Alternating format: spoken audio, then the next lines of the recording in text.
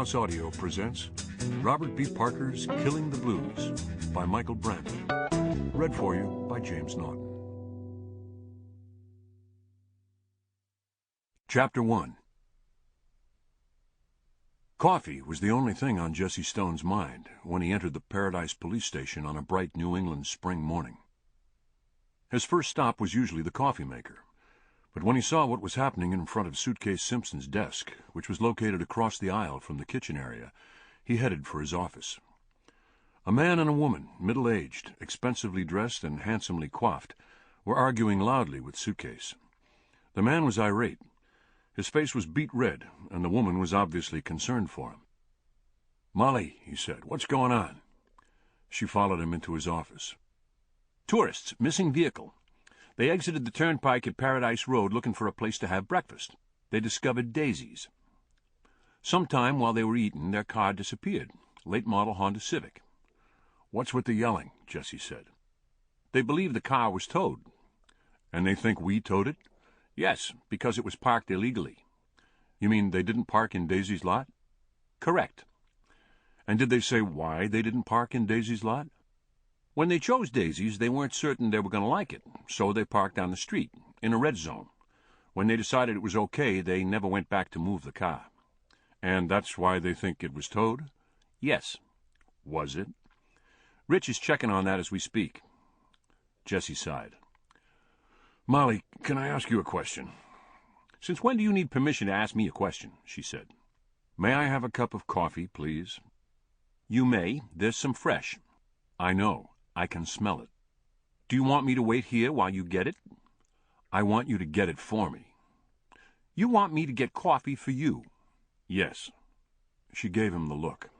"I don't want to have to deal with those people just yet," Jesse said. "Because?" "Because I'm the decider, and I have decided that I don't want to deal with those people just yet. Will you please get me a cup of coffee?" "You're going to owe me for this, Jesse," Molly said as she left the office. It's never easy, Jesse thought. Molly returned with the coffee, followed by Suitcase and the couple from the hall. "They wanted to speak with you directly," Molly said, as she handed Jesse the cup. The couple pushed past Molly and stood directly in front of Jesse's desk. "What are you doing about our car?" the man said. "Jesse Stone," Jesse said. "I'm the chief of police here." "Norman Steinberg," the man said. "My wife, Linda. We want to know what you're doing about our car." "Suit," Jesse said. "What have we learned from Bauer?" "He's at Smitty's towing now, Jesse," Suitcase said. "And?" "He hasn't located it." "You mean it's not there?" "Looks like it, Jesse." "Could it be possible that the car was stolen?" Jesse said. The phone rang, and Molly answered it. "It's Bauer," she said to Jesse. "He wants to talk to you." Jesse picked up the phone. "What do we got, Rich?" he said. "We got a problem, Skipper," Bauer said. "Not only is the Steinberg Honda not at Smitty's, but there's a woman here looking for her car, claiming that it, too, has gone missing. And the funny part is, her car is also a Honda." When things had finally calmed down and the Steinbergs had been taken to Paradise Car Rental, Jesse sat quietly, thinking. Today was moving day for him.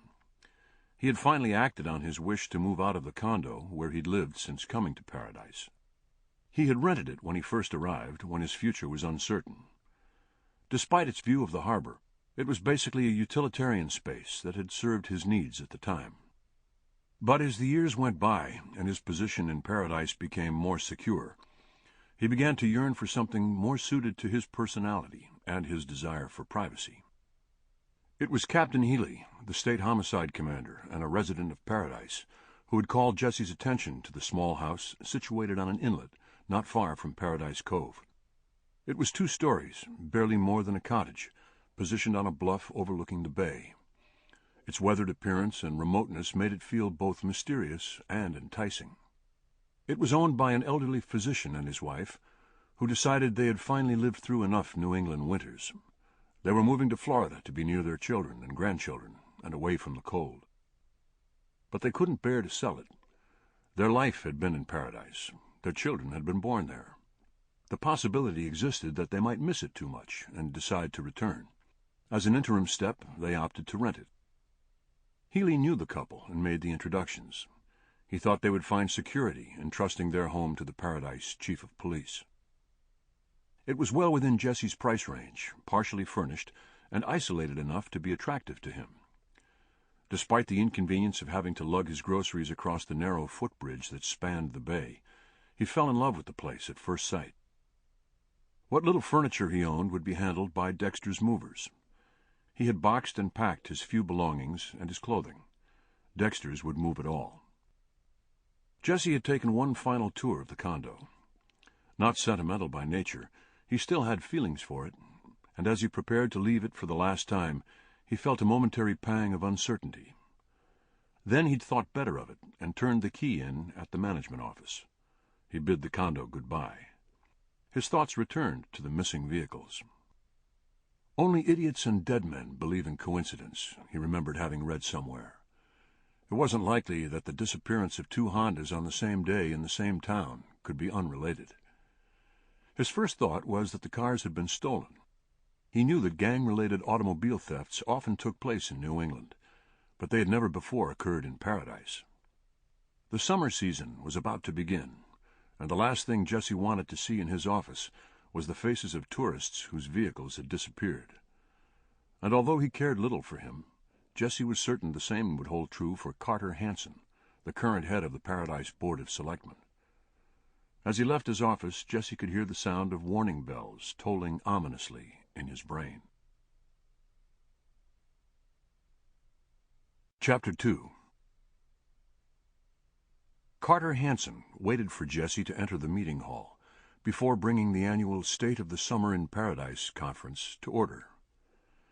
As was his custom, Jesse took a seat in the back row, alongside Molly and Suitcase. Today's conference had attracted a good-sized audience, comprised mostly of town luminaries and interested citizens.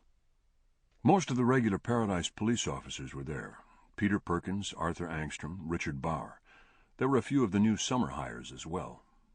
The 5 members of the Board of Selectmen were seated on the dais, including the newly re-elected Hastings Hathaway, once the head selectman.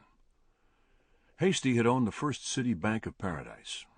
Facing possible failure, however, he had aligned himself with a Boston-based mobster and had begun using the bank to launder money, a career that abruptly ended when his crimes were discovered by Jesse Stone, whom Hasty himself had hired.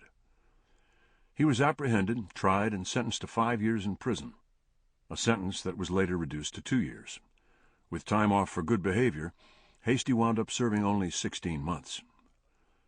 Upon his release, having been legally barred from returning to the world of banking, Hasty opened an upscale used car dealership. His infectious ebullience and easy charm contributed to his success, and when he sought re-election to the board, running on a redemption platform, he won handily. Carter Hansen, who had become the head selectman by default when Hasty had gone to jail, was none too happy to welcome him back.